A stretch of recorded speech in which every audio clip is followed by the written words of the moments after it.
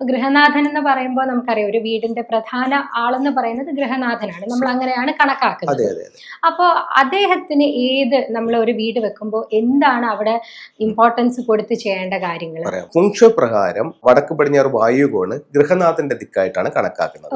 പക്ഷെ ഫുങ്ഷോ പ്രകാരം വടക്ക് പടിഞ്ഞാറ് അടുക്കള വരുന്നത് ഗൃഹനാഥൻ അത്ര നല്ലതല്ല. രണ്ട് പ്രധാനപ്പെട്ട എലമെന്റുകളാണ് അവിടെ ഉള്ളത്.